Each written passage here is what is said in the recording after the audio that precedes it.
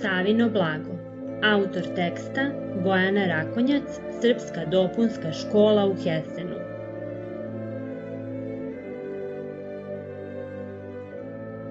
Nekada davno u dalekom gradu Rasu, smeštenom na samome rubu zemaljskog i nebeskog carstva, živeo je mladi princ Rasko.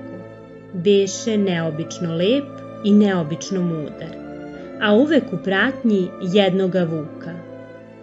Kao najmlađe dete, Rasko je živeo okružen ljubavlju svojih roditelja, Stefana Nemanje i Ane, i svoje braće i sestara. Ali duboko u sebi, Rasko je krio jednu tajnu. Priželjkivao je da napusti očev dvor, sav taj sjaj i bogatstvo, i da život posveti Bogu.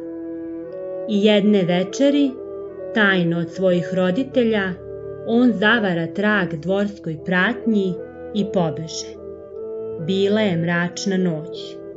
Odasvud se čulo zavijanje vukova, Raskovih vernih pratilaca.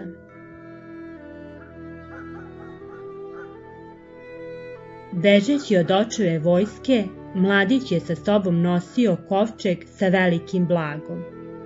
Put beše dug, a kovčeg težak, pa nemajući drugoga izbora, putnik ga moraše ostaviti.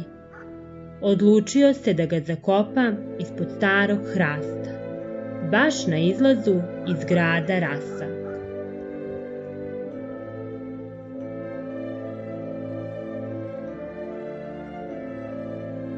Vekovi prolaze, a hrast i dalje stoji, odoleva vremenu. Pored njega vuk i štap svetitelja, ispod njega kovčeg sa blagom. Kovčeg otvaraju 3 ključa. Svako ih može uzeti, ali samo izabrani mogu kovčeg i otključati.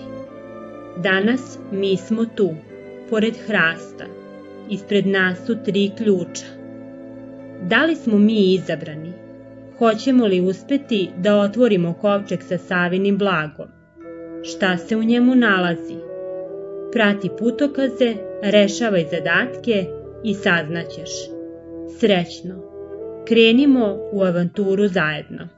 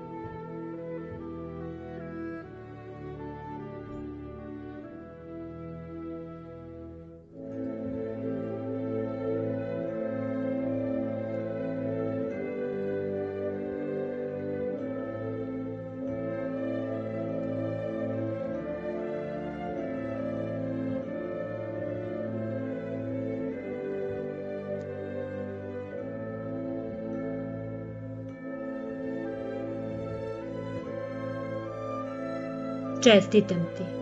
Ako si stigao ovde, znači da si osvojio sva 3 ključa. Pred tobom je blago Svetoga Save. Nadam se da si spreman da ga otkriješ. Zapravo, na putu ka njemu već si naučio tajnu veću od svih. Najveće blago nalazi se u tebi. Da, dobro si čuo.